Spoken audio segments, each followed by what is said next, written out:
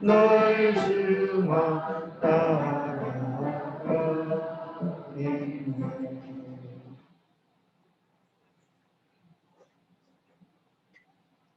오늘 하나님의 크신 은혜가 우리 모두 함께하기를 간절히 바랍니다. 오늘은 히브리서 2장에 있는 말씀입니다. 영광과 존귀로 관 쓰신 예수를 보라. 우리에게 있어서 영광이라고 하면 일이 잘 되고 형통한 것을 영광이라고 이야기합니다. 그러나 예수님께서는 우리를 위하여, 죄 가운데서 구원하기 위하여 십자가의 죽음의 관을 쓰신 것을 우리 주님께서 영광과 존귀라고 생각하시면서 기뻐하시는 그런 사랑을 발견하게 됩니다. 히브리서 2장 9절을 우리말 성경으로 읽어보면 이렇게 되어 있습니다. 다만 우리는 천사들보다 잠시 낮아지신 분, 곧 죽음의 고난을 통해 영광과 존귀로 관을 쓰신 예수를 바라봅니다. 이는 그분이 하나님의 은혜로 모든 사람을 위해 죽음을 맛보시려 하심입니다. 우리 주님이 쓰신 관은 죽음의 고난을 통하여 영광과 존귀로 관을 쓰셨다고 이야기합니다. 아버지가 자식들을 너무 사랑하면, 어머니가 자식들을 너무 사랑하면 자식을 위하여 수고하고 아픔을 당하는 그 자체가 기쁨과 자랑으로 여기듯이 우리 주님께서 우리를 위하여 그 모든 아픔과 어려움들을 마다하지 않으시고 즐거움으로 취하여 주셨습니다. 히브리서 1장에는 모든 것 위에 뛰어나신 예수 그리스도를 소개해 주면서 신성 되시는 예수님을 소개해 주고 있습니다. 하나님의 본체 되시고 영광의 광채 되신 하나님 되신 그리스도를 소개한 다음에 히브리서 2장은 누구를 소개해 주는가 하면 우리의 대제사장이 되기 위하여 오신 인성으로서의 예수 그리스도를 소개해 주고 있습니다.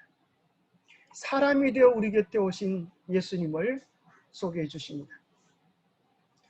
2장 17절에 보면 그러므로 그가 범사의 형제들과 같이 되심이 마땅하도다. 이는 하나님의 일에 자비하고 신실한 대제사장이 되어 백성의 죄를 속량하려 하십니다. 범사의 모든 일에 우리의 처지와 형편에 같이 하여 주셨다고 이야기해 주고 계십니다. 남자분들은 일생 중에 어느 때가 가장 힘든 때냐고 얘기하면 군대 갔던 얘기를 많이 합니다. 여자분들은 언제가 제일 힘들었다 그래요? 아마 애 놓을 때, 그죠? 그때 제일 힘들었다고 이야기합니다. 저도 군에 갔을 때 참으로 수많은 사람들이 이 안식일을 모르고 거기 있는 상관들은 여기가 어딘지 알아? 조금만 가면 북한이라고, 최전방이라고 이렇게 급을 줍니다. 세상에 우리의 신앙을 이해해주는 사람은 하나도 없고 외로운 저림군인으로서 안식일을 지키기 위하여 투쟁하는 것은 참 쉬운 일이 아닙니다. 그래서 안식일마다 우리 교회에 가야 되겠다고 하니까 그런 교회가 세상에 어디 있냐고 이렇게 이야기하면서 그런 게 없다는 거예요. 근데 그 다음 안식일 날 이제 그래서 일요일마다 이제 일요일 교회, 안식일은 혼자서 예배를 드리고 일요일 날은 군부대 교회가 갖고 있습니다. 지나가다가 이제 공중전화 박스가 있어서 그 전화번호를 찾아보니까 우리 동네에 우리 재림교회가 하나 있는 것이 얼마나 반가운지 전화해가지고 이제 제가 어디 근무한다고 이제 얘기하고 나니까 그 다음 안식일 날 혼자서 예배를 드리는데 면회가 왔다는 거예요. 누가 면회를 왔는가 하면 고참 형님들이 오신 재림 군인인데 같은 재림 군인인데 그 교회에 나오는 군인들이 몇 분이 찾아오셔가지고 함께 기도해주고 참으로 용기를 주는데 아주 말할 수 없는 감격의 눈물을 흘립니다. 그리고 그 다음 안식일부터 이제 그 교회에 나가게 되었어요. 교회에 나가니까 또 연락이 왔어요. 저와 비슷한 어떤 한 군인이 신병교육대에서 교육을 받다가 한 분이 이제 신병교육대 좀 계급이 있는 사람입니다. 거기서 한 우리 신병이 완전 쫄병이죠. 교육을 받다가 이제 안식일을 지키려고 그렇게 상관에게 이야기를 하니까 그 상관이 아주 막 두드리 패고 이야기하기를 너 그렇게 했다가는 이제 감방 간다고 아주 얼마나 엄포를 놨던지 이 친구가 이제 기가 죽었어요. 그래가지고 그날 안식일 오후에 그 얘기를 듣고 이제 그 친구를 만나러 가니까 그 친구가 아주 볼때기 뻘고 그렇게 되어 있어요. 그래서 하는 소리가 이렇게 얘기하는 거야. 자기가 혼자인 줄 알았는데 나와 같이 이렇게 진리를 위하여 살고 함께 고민하는 이렇게 좋은 분들이 있는 줄 몰랐다고 하면서 용기를 내가지고 이렇게 이야기하는 거예요. 다음 주에는 제가 영창에 있든지 교회에 있든지 둘 중에 한 군데 있을 것입니다. 그렇게 용기를 내는 걸 보게 됩니다. 그래서 그 다음날 우리가 간절히 모여서 예배 드리기 전에 간절히 기도를 하니까 교회 문이 쫙 열려요. 그리고 그 부대의 대장이 직접 자기 차로 이제 그 훈련병을 데리고 교회까지 왔던 그런 경험이 생각이 납니다. 정말 어렵고 힘든 처지에 있을 때에 내 마음을 나같이 이해해주고 알아주는 그런 사람이 한 명 있다고 하는 것이 얼마나 큰 용기가 됩니다. 어떤 도둑놈도 그랬다 그래. 도둑놈이 이제 강도가 남집해가지고 권총 강도가 총을 겨누면서 두 손 들어 이렇게 얘기했는데 한 손밖에 안 드는 거야. 그래서 그 사람이 깜짝 놀라요. 너 왜 한 손 안 들어? 그러니까 한쪽 손이 이제 이 50견이 와가지고 들라 그래도 들 수가 없다.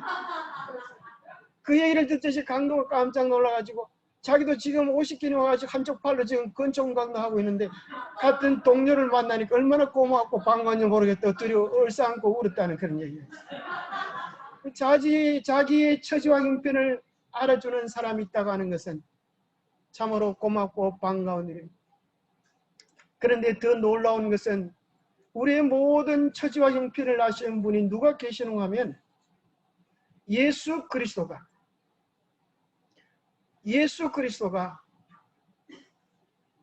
우리의 자리로 오셨어.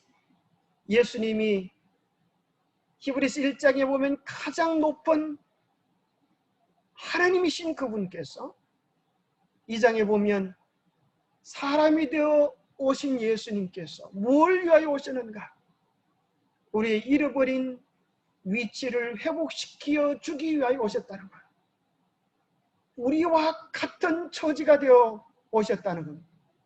이 온 우주에 수많은 존재들이 가득한데 그 가운데 막내둥이 같은 이 작은 지구, 이 우주 전체에 비하여 물 한 방울 눈곱 하나에 지나지 않은 작은 지구를 위하여 이 속에 있는 우리를 위하여 누가 오셨다고요?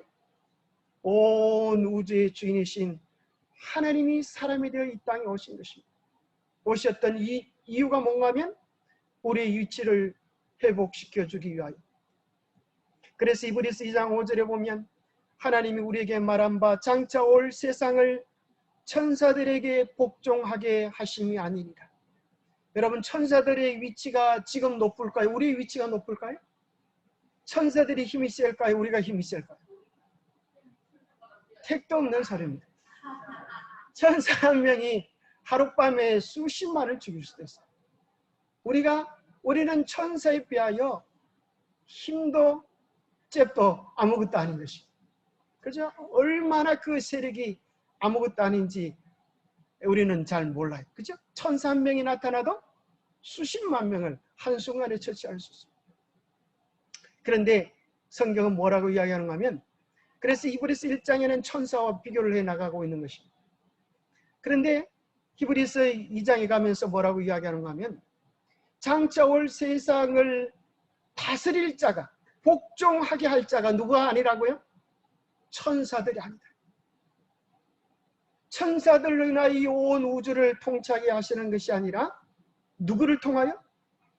낮고 천하고 보잘것없는 우리가 하나님의 마음, 예수님의 마음에 함께 경험하고 동참했던 그 사실로 인하여 천사보다 더 높아진 자리에서 서게 될 것을 이야기해 주고 있는 거예요. 그러나 누구인가가 어디에서 정언하여 이르되 사람이 무엇이기에 주께서 그를 생각하시며 인자가 무엇이기에 주께서 그를 돌보시나이까. 코로나 때를 맞이하여서 정말 사람이 아무것도 아님을 여러분 느끼지 않습니까? 그렇죠? 코로나 인하여 전 세계 인구 중에 몇 명이 지금 돌아가셨어요? 5천만 명 이상 병이 걸렸고 돌아가신 분들은 100만 명이 더 넘습니다. 그죠? 얼마나 많은 사람들이 한순간에 사라졌어요. 사람의 생명이 아무것도 아님을 발견하게 되는 것입니다. 인간의 몸도 얼마나 연약한지. 조금 추워지니까 오늘 아침에 일어나서 여러분 어떤 생각이 들었어요? 아이고 이러다가 얼어 죽겠네 그런 생각 안 들었어요? 그래 조금 더 이것도 틀어놓고 틀면 또 덥다고 그러고 그죠? 어떨 때는 날씨가 그래요. 보일러를 집에 틀어놓으면 덥다고 벗는데 또 더우면 또 날이 추운 것 같아 또 있고. 참 사람 몸이 얼마나 부실하고 약한지. 여러분 그렇지 않습니까? 한쪽으로 누워있으면 또 이쪽 팔이 길려 그죠? 저쪽으로 누워있으면 저쪽 팔이 길려. 배고프다 해서 조금 많이 먹으면 그만 또 배탈이 나고 그죠? 또 조금 안 먹으면 배고파서 죽겠다고 그러고. 참 우리 인간이 참 뭐 대단한 것처럼 보여도 아무것도 아닌 정말 그런 존재입니다.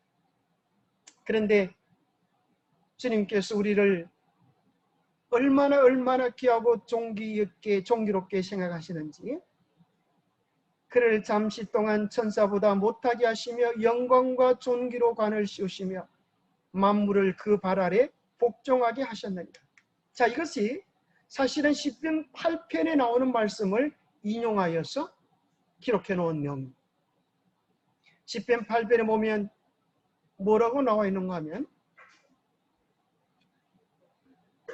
주의 손가락으로 만드신 주의 하늘과 주께서 베풀어 두신 달과 별들을 내가 보니 사람이 무엇이기에 주께서 그를 생각하시며 인자가 무엇이기에 주께서 그를 돌보시나이까. 그를 하나님보다 조금 못하게 하시고 영화와 존귀로 관을 씌우셨나이다. 자, 조금 전에 봤던 히브리서 2장과 시편 8편을 비교해 보니까 뭐가 틀려요? 잘 모르겠죠. 아까 걔는 천사보다 이렇게 되었어요. 근데 시편에 보니까 뭐보다요? 하나님보다.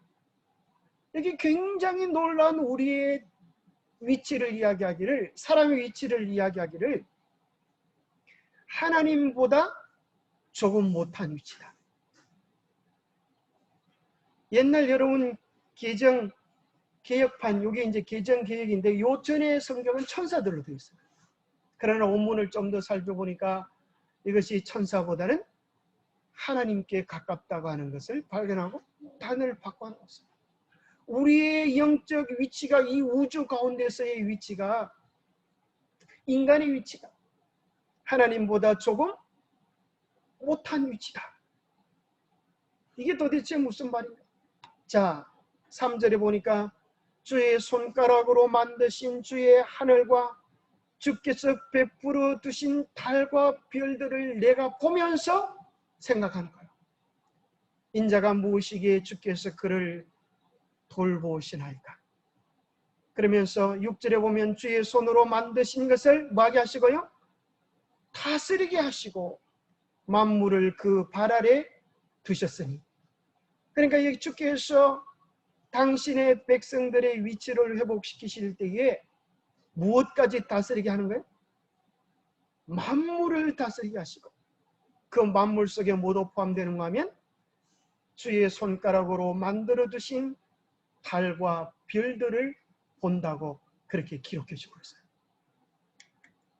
창세기 1장 18절에는 처음 세상을 창조하시고 나서 하나님께서 세워주신 인간의 위치를 이야기하기를 하나님이 그들에게 복을 주시며 그들에게 이르시되 생육하고 번성하여 땅에 충만하라. 그 다음에 뭐라 그러셨어요? 땅을 정복하라. 바다의 물고기와 하늘의 새와 땅에 움직이는 모든 생물을 말아 다스리라. 지금 우리 눈에 보이지 않는 코로나 때문에도 쩔쩔매가지고 지금 숨막히게 마스크를 끼고, 그죠? 누가 우리 집사람 만나면 죽을까 싶어서 접근도 안 하고 이렇게 그렇게 이제 그렇게 살아가고 있는데, 창세기 때 우리 위치는 눈에 보이지 않는 바이러스가 문제가 아니라 어떤 거예요? 모든 생물을 다스리는, 이게 무슨 위치예요? 왕의 위치에 서게 되었어요. 그래서 우리가 바다의 고기들을 향하여 명령하면 어떻게 했을까요?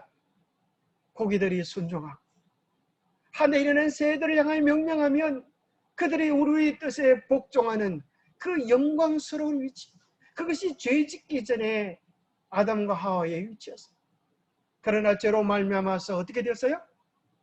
하나님과의 우리와의 관계가 깨지자 그 관계들이 깨어지게 되었어요. 그래서 여러분들이 산에 가서 들짐승들 보고 이야기하면 말을 들어야 안 들어요. 한번 해보세요. 산에 가서. 되나 안 돼?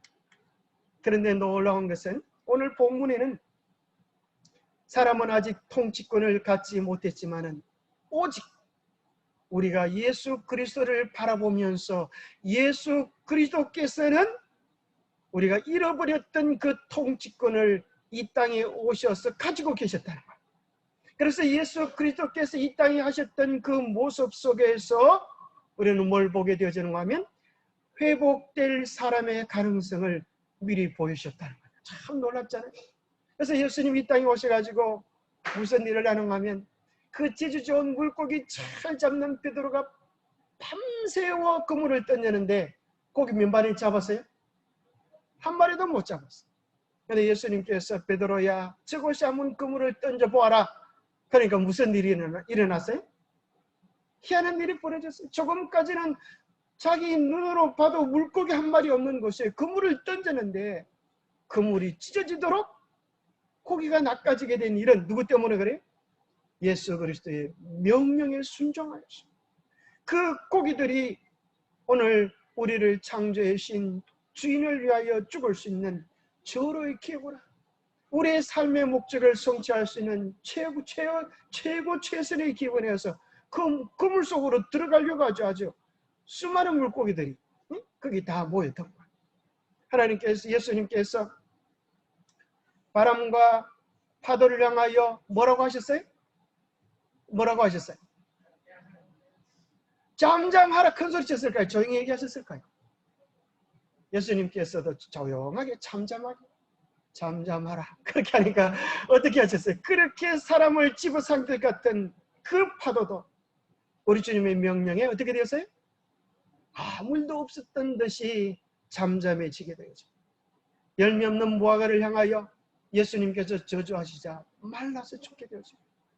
심지어 악한 귀신 들린 자들도 예수님께서 말씀 한마디 명령하시자 귀신이 쫓겨가고 병든 자가 고쳐지고 죽은 자가 살아나는 권세를 예수님께서 발휘하셨습니다.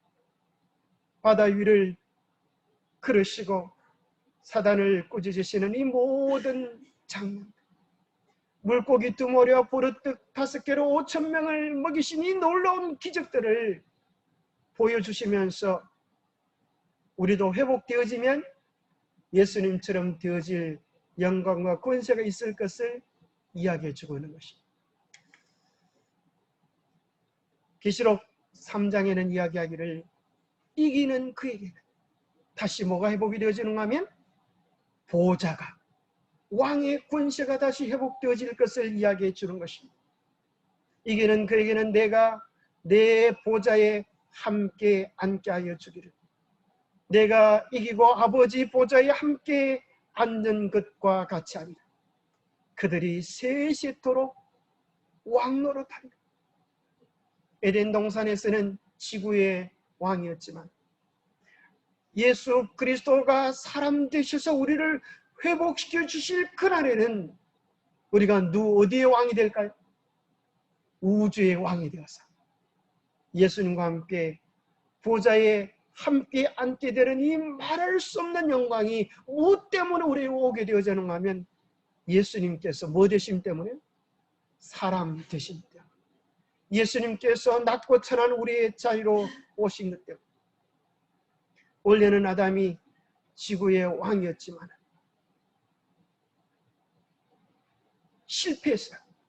선악을 알게 하는 나무의 실과를 먹지 말라, 먹으면 정령 죽으리라 했던 그 명령에 실패함으로 아담과 하와가 에덴 동산을 쫓겨나오게 되면서 왕의 지위를 잃어버리면서 뭐가 되어져요? 종이 되어지는 것입니다. 뭐의 종이 되어져요? 죄의 종, 사망의 종이 되어져요.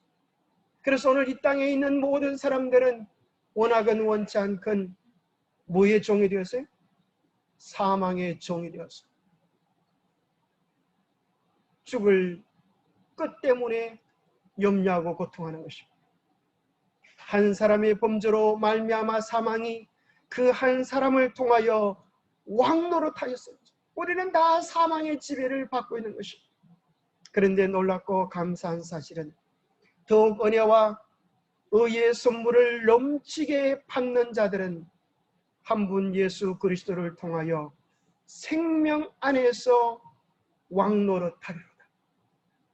우리가 다 아담의 범죄로 인하여 사망의 그늘 아래서 사망이 우리의 왕이 되었었는데 이제 사람이 되어 오신 둘째 아담이 되어 오신 예수 그리스도를 통하여 우리는 생명 안에서 잃어버렸던 우리의 왕권을 회복시켜 주실 것을 이야기합니다.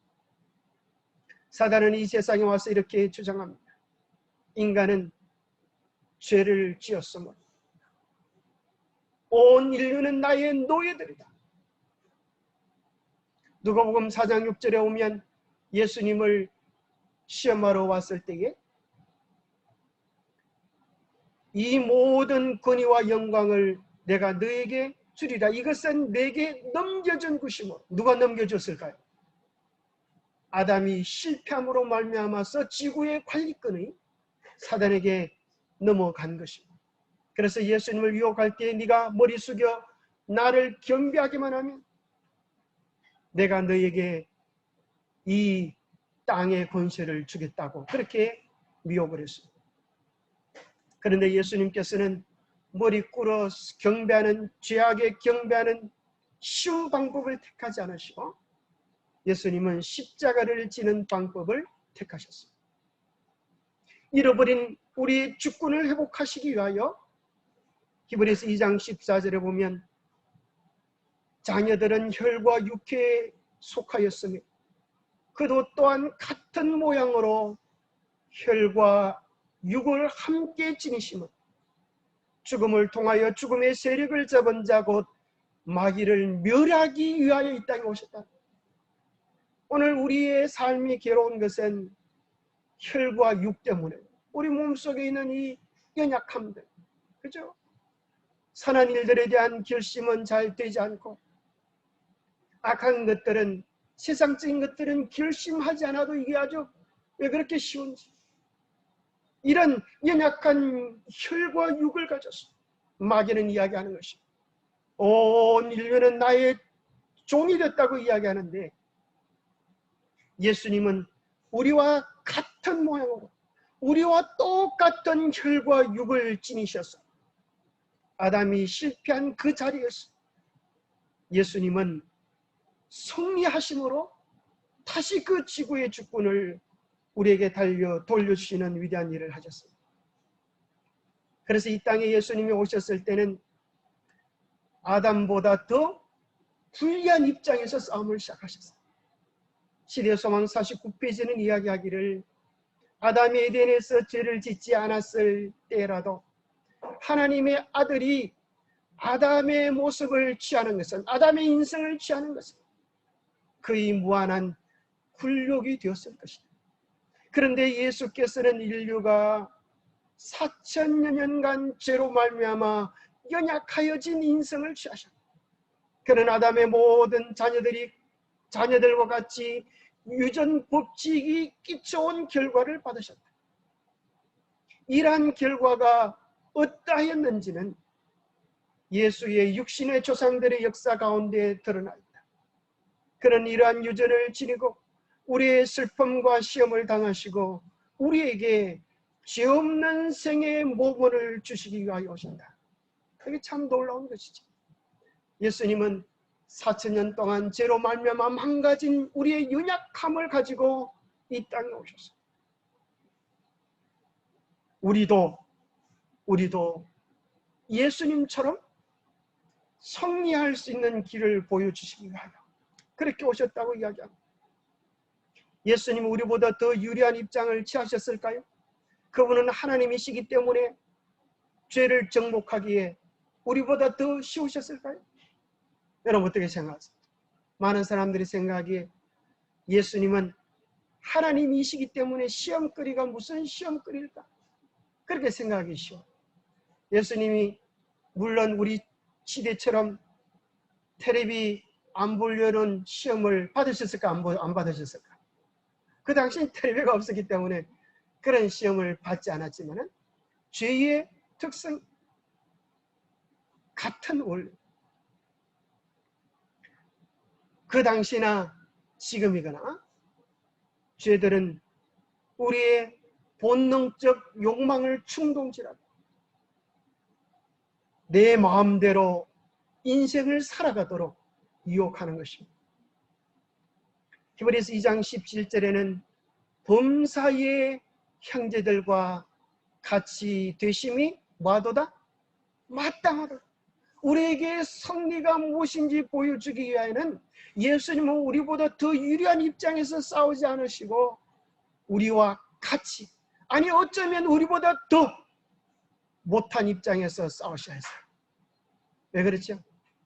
우리를 위하여는 마귀의 쫄개들이 우리를 유혹하려 하지만 예수님이 사람이 되어 이 땅에 오셨을 때 마귀의 전폭적인 공격이 예수 그리스도를 무너게 하기 위하여 쏟아졌던 것입니다. 히브리서 4장 15절에는 이야기하기를 우리에게 있는 대지선상은 우리의 연약함을 동정하지 못하실 리가 아니야.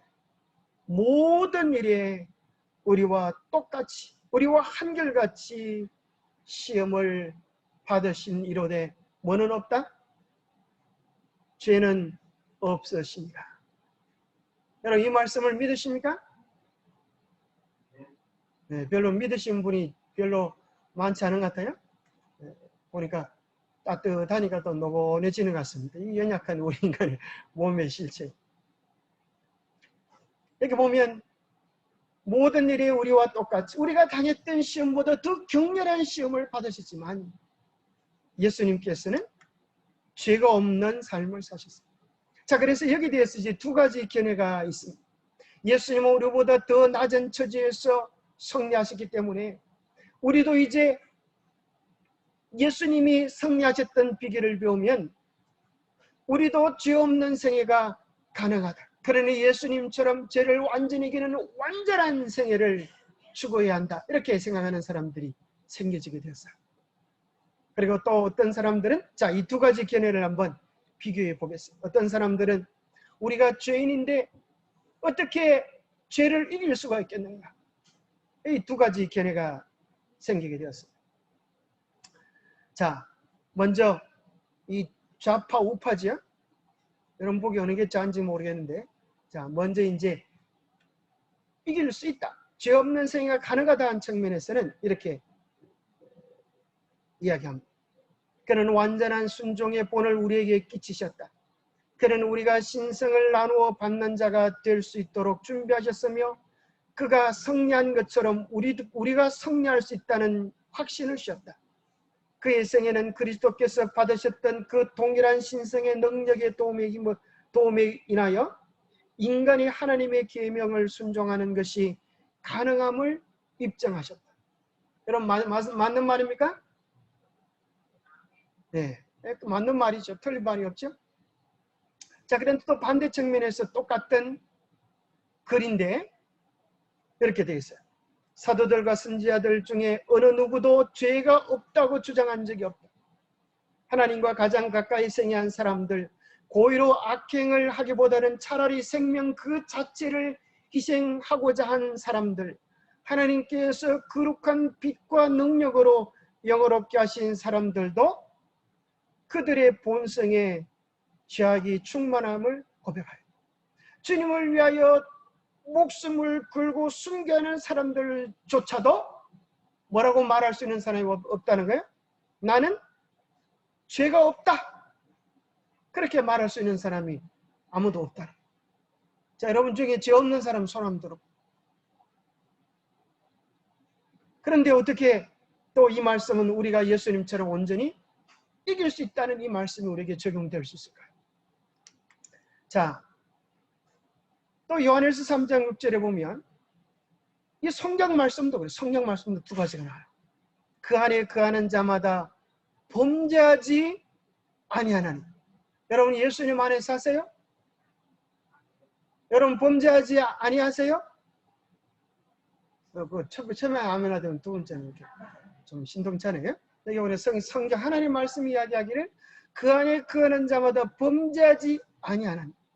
범죄하는 자마다 그를 보지도 못하고 그를 알지도 못하였나니. 그런 말씀이 있는 반면에 요한일서 1장 8절은 또 이야기하기를 만일 우리가 죄 없다 하면 스스로 속이고 또 진리가 우리 속에 있지 아니할 것이요. 엄청 헷갈리죠. 도대체 어떻게 하라는 말일까? 죄를 없다고 하면은 스스로 속이는 것이 됩니다. 범죄했다고 하면 또 그를 보지도 못하고 그를 알지도 못했다고 하니까 이러지도 못하고 저러지도 못하고. 자, 성경 창세기 6장 9절에 보면 노아의 사적은 이러하니라. 노아는 의인이요 당세에 완전한 자라. 그가 하나님과 동행하였으며 다윗을 향하여 내 마음에 합한 사람이라. 내 뜻을 다 이루게 하리라. 어떻게 다윗이 죄를 한 번도 짓지 않고 완전했나요? 우리는 다윗의 불륜 사건을 우리가 알고 있는 것입니다. 아브라함이 믿음이 없어 하나님의 약속을 의심치 않고 믿음이 견고하게 져서 하나님께 온전한 영광을 돌렸습니까? 못 돌렸습니까? 어쩌면 돌린 것 같기도 하고 못 돌린 것 같기도 하고. 이제 우리가 정신을 바짝 차려야 되겠습니다. 도대체 이 말씀의 뜻은 무엇인가? 자, 여기 나오는 원문을 이해합니다. 범죄하지 아니했다 할 때 이 말은 원문에 보면은 헬라어 동사 형태가 범죄하기를 계속하지 아니하였다 이런 말이에요. 상습적으로 범죄하지 아니하였다. 사도는 이곳에서 모든 그리스도인들이 범하기 쉬운 이따금씩의 실수가 아니라 상습적인 범죄에 대하여 말하고 있다. 요한은 그리스도인들도 주의 꾀임을 받음을 알고 있으나 그는 또한 그러한 실패에 대한 구제책도 한다. 이곳에서 그는 죄 없는 구주의 보호하시는 임재 안에서 끊임없이 거하는 자가 도달할 수 있는 이상적인 상태에 대하여 말하고 있다. 우리가 정말 예수님을 사랑하면 뭐하지 않아요? 범죄하지 않게 되어지는데 그 이유는 우리가 상습적으로 주님을 아프게 하는 그런 일들을 그만두게 될 것이다 하는 사실을 이야기해 주는 것입니다. 자, 그래서 혹 우리가 넘어질지라도 넘어지는 일은 우리 연약함 때문에 넘어지는 일은 가능하지만 그럴 때마다 구제책이 있는데 만일 누가 범죄하면 아버지 앞에서 우리에게 대언자가 계셨어요. 예수님을 통하여 우리의 죄가 용서받고 새롭게 되어질 약속을 더해주고 계십니다. 자, 선과 악의 대쟁투의 싸움 이것입니다. 태초부터 대쟁투는 하나님의 율법에 관한 것이어서 사단은 하나님이 불공평하며 그의 율법에 결함이 있다고 이야기했어요. 그래서 사단은 하나님의 율법은 불공평하고 순종할 수 없다고 하는 정도로 아담의 범죄를 지적하는 것입니다. 보십시오. 하나님이 만들어 놓은 사람이 저렇게 무너졌는데 어떻게 사람이 하나님의 계명을 지킬 수 있다는 말입니까? 예수님이 사람이 되신 두 번째 이유는 회복될 우리의 사명을 위하여 세우신 것입니다. 첫 번째는 뭘 위하여? 회복될 우리의 위치. 두 번째는 회복될 우리의 사명을 위하여 우리 주님께서 사람이 되어주신 것입니다. 우리의 사명이 무엇인가? 그리스도께서는 우리와 같은 인성으로서 아담의 실패를 많이 하실 것입니다. 우리와 같은 모습으로 오셔서 아담보다 더 연약한 처지 속에서 아담의 실패했던 그 장소에서 예수님은 이기기 위하여 오셨습니다. 그런 순결하고 죄 없는 품성을 유지하기 위하여 인간이 하나님의 계명을 지킬 수 없다는 사단의 거짓말을 반박하기 위하여 이 세상에 오셨습니다. 그리스도는 모든 사람이 그리스도께서 하신 것처럼 하려고만 한다면 인생 안에서 계명을 지킬 수 있는 삶을 살 수 있는 그런 방법으로 그 인생 안에서 계명을 지키는 생애를 사시기 위하여 오셨다. 자, 아담이 선악과를 따먹지 않는 것 쉬운 일이었을까요? 어려운 일이었을까요? 따먹지 않아도 아담은 아무 문제가 있어요? 없어요? 문제가 없어요. 왜요? 그는 배가 부르고 수많은 과일들이 그를 위하여 준비되어 있었기 때문에. 그런데 예수님은 40일 동안 금식하셔서 온 몸이 몸부림치는 거예요. 빵을 달라고 먹을 것을 달라고 몸부림치는 그때에 바로 아담이 실패했던 그 자리에서 40일 금식하셨던 그분, 그 시험에서 승리하심으로 사단의 권세를 분쇄하실 수 있으셨고 타락의 지역에서 인류를 구원하실 수가 있게 되어진 것입니다. 예수님은 우리를 초청하고 계십니다. 많은 아들들을 이끌어 영광에 들어가게 하시는 일에 그들의 구원의 창시자를 고난을 통하여 온전하게 하심이 합당합니다. 자, 우리 예수님도 자, 구원의 창시자라는 먼저 열어 보이신 분이세요. 그 뒤에 그분을 따라 들어갈 많은 아들들이 그분을 따라서 영광에 들어가게 하시는 일을 위하여 하실 것이라고 말씀해 주고 계세요. 그런데 그분도 고난을 통하여 온전하게 하셨다라고 말할 때 그전에는 고난을 받기 전에는 온전하지 않았나 하는 뜻이 아니고 여기 온전하게라고 하는 뜻은 경주를 완주하는 것, 정해진 일과를 완수하는 것들, 목표를 도달하는 것을 이야기합니다. 예수님도 우리의 구원을 위하여 뭐 하셨어요?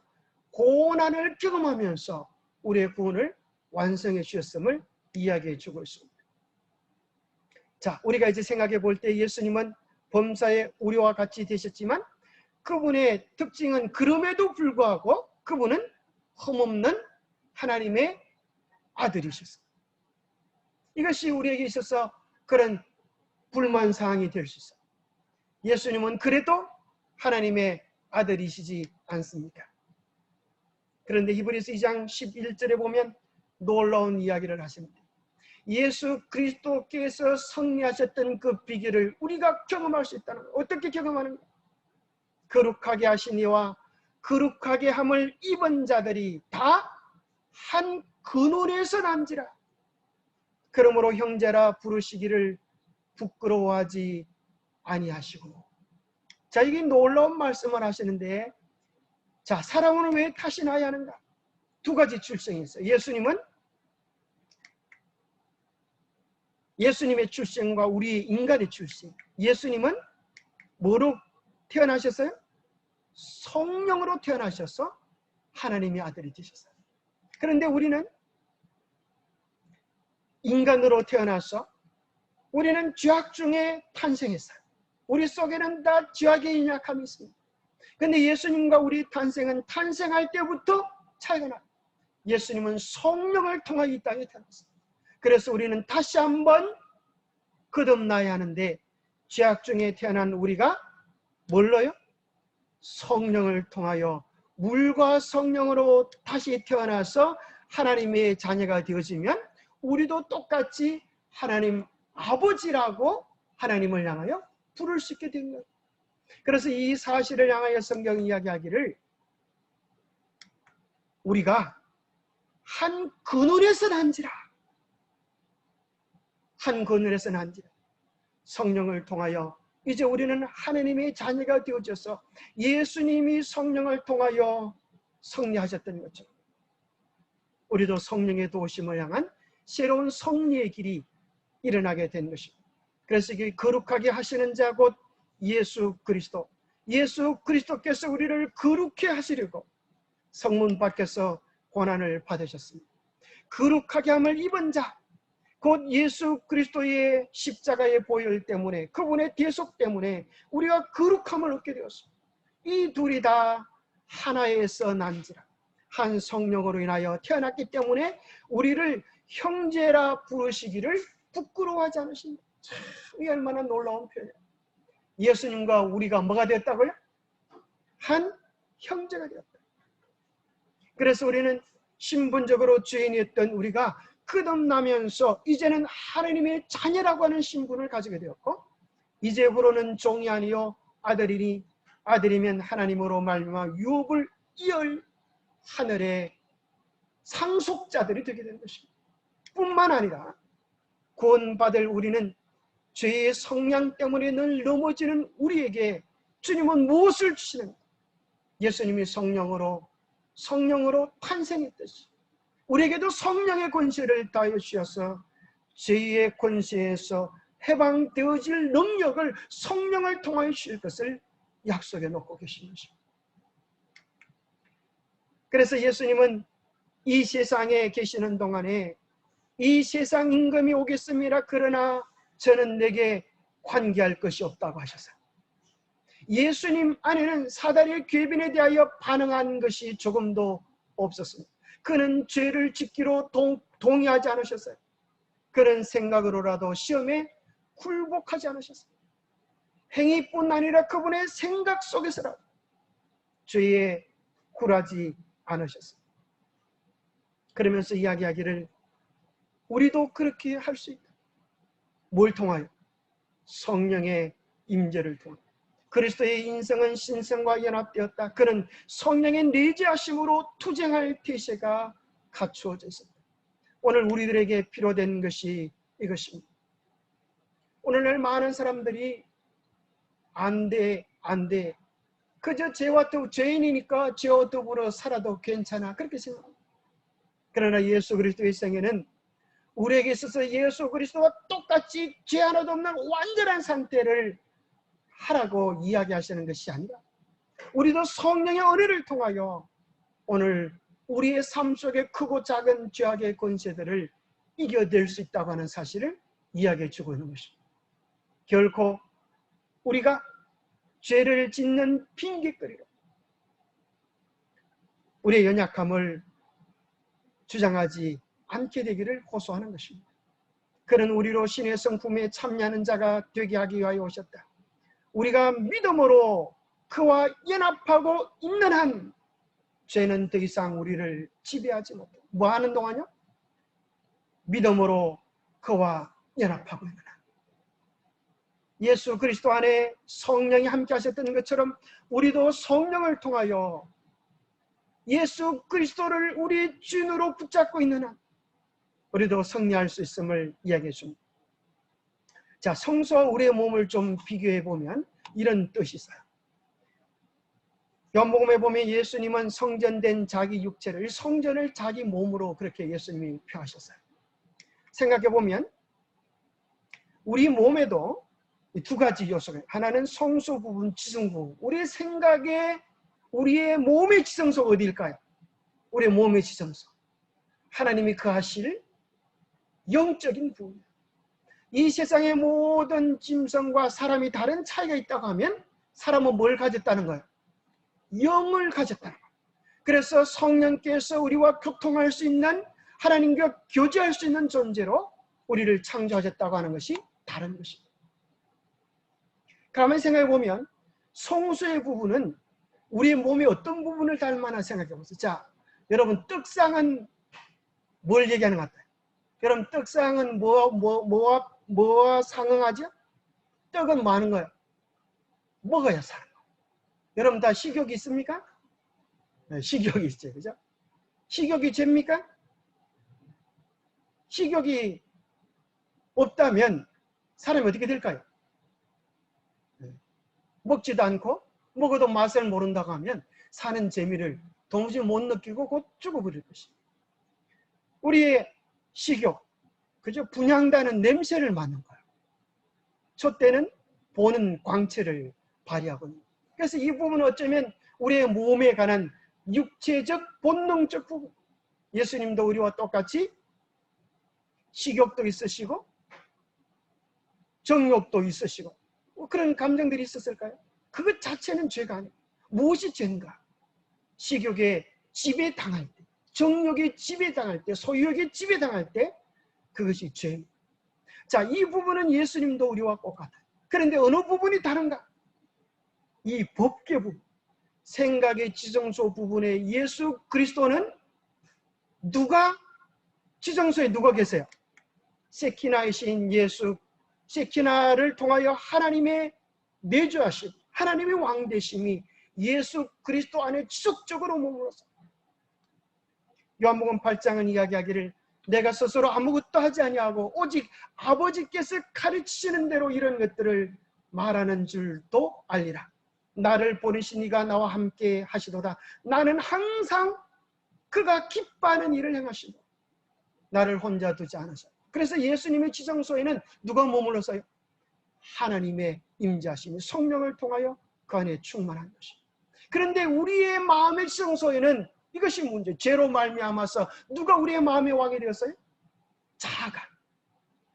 그래서 우리는 우리의 마음의 왕, 우리 지정소의 주인을 바꿔야 하는 것입니다. 예수님은 예수님의 지정소에 하나님이 계셨기 때문에 그의 모든 육체적 본능들을 이기며 그런 생각으로라도 시험에 굴복지 않는 승리를 가져오셨습니다. 두 번째, 우리 주님은 분명한 목표를 가지셨습니다. 히브리서 12장 2절에 보면 믿음의 주여 또 온전케 하시는 이인 예수를 바라보자 그는 그 앞에 있는 기쁨을 위하여 십자가를 참으사 부끄러움을 개의치 아니하시더니 하나님의 보좌 우편에 앉으셨는데, 그런데 우리는 죄에 대한 싸움을 하는 것조차도 심각하게 생각하지 않고 우리는 늘 죄인이기 때문에 죄를 지는 거야. 이렇게 생각하면서 마치 배가 흐르는 물살에 떠내려가듯이 우리의 신앙 상태가 흘려 떠내려가고 있음을 이야기하는 것입니다. 너희가 죄와 싸우되 아직 마귀까지는 피 흘리기까지는 대항하지 아니하여. 예수님께서는 이 선악의 대쟁투를 위하여 피땀을 쏟으시면서 사활을, 당신의 생명뿐 아니라 지구상에 존재하는 우리의 운명을 보시면서 피 맺힌 쟁투를 벌이셨는데 우리는 뭘 좋아하지? 죄를 좋아하고 죄와 더불어 살기를 즐기고 있으니 우리의 표준을 다시 한번 새롭게 해야 하는 것입니다. 마지막으로 예수님께서 무엇으로 승리하셨는가? 베드로전서 4장 1절 2절에 보면 그리스도께서는 육신으로 고난을 받으셨습니다. 여러분도 같은 마음으로 무장하십시오. 육신으로 고난을 받은 사람은 이미 죄와 인연을 끊은 것입니다. 이제부터는 육신으로 살아갈 남은 때를 인간의 욕정대로 살지 말고 하나님의 뜻대로 살아야 합니다. 이 말이 무슨 말인가 하면, 담배를 피는 사람들이 이렇게 말해요. 나는 담배 끊어야지. 근데 또 펴. 왜 또 필까요? 끊고 나면 뭐가 오지요? 금단정시가 와요. 그러면 또 아이고 내가 이러다 죽는 것 아닐까 싶어서 또 담배를 피면서 그것이 연결이 되는 것입니다. 죄를 이기기 위하여 육신의 고난을 감당해야 합니다. 40일의 금식 후에 몰려오는 그 온 세포가 허기지게 갈망하는 그 요구에 대하여 아니라라고 말할 수 있어. 주님, 하나님, 나는 내 육신이 요구하지만 나는 하나님 뜻대로 살기를 원합니다라고 간절히 매달려 기도할 때 여기 그러한 마음, 그러한 결심을 우리의 여러분도 같은 마음으로 무장하십시오. 그럴 때에 우리는 하나님의 뜻대로 살 수 있게 된다고 이야기합니다. 흘러 떠내려가지 않게 주여라. 우리가 흘러 떠내려가지 않도록 함이 마땅하니라. 오늘 이 세상의 모든 죄악의 물결들은 우리를 흘러 떠내려가도록 잠시 방심하면 성경을 본다고 핸드폰을 틀었다가 핸드폰 속에서 금방 딴 동네로 들어가서 못 들어오는 수가 많은 것입니다. 우리가 이같이 큰 구원을 등한히 여기면 어찌 그 봉을 피하려. 잠깐 기도하겠습니다. 시간이 좀 많이 지나서요. 하나님 아버지, 낮고 천한 우리를 위하여 우리 연약한 인생을 취하시고 이 땅에 오신 예수님의 사랑을 인하여 감사합니다. 우리는 예수 그리스도를 통하여 회복되어질 우리의 위치에 관심이 많지만 우리가 성령을 통하여 이루어야 할 우리의 사명에 대하여는 등한히 하고 죄와 더불어 아무렇지 않게 살아갈 때가 많습니다. 오 주님, 이제 우리가 피 흘리기까지 죄와의 전쟁을 선포할 수 있도록 도와주시옵소서. 세상을 사랑하는 마음에 대하여 전쟁을 선포할 수 있도록 도와주시옵소서. 나만 생각하는 이기심에 대하여 우리가 더 많이 가지고 얻고자 하는 우리의 탐욕에 대하여 예수 그리스도의 이름으로 전쟁을 선포하게 도와주시옵소서. 우리가 바라보는 것이 이제는 자기가 아니요 이제는 세상이 아니요 믿음의 주여 또 온전케 하시는 인 예수 그리스도를 바라보면서 예수 그리스도로부터 내려오는 신령한 은혜와 평강이 우리의 마음을 다스릴 수 있도록 우리 모두를 축복해 주시옵기를 우리 주 예수 그리스도 이름으로 모자하여 간절히 간구하옵나이다.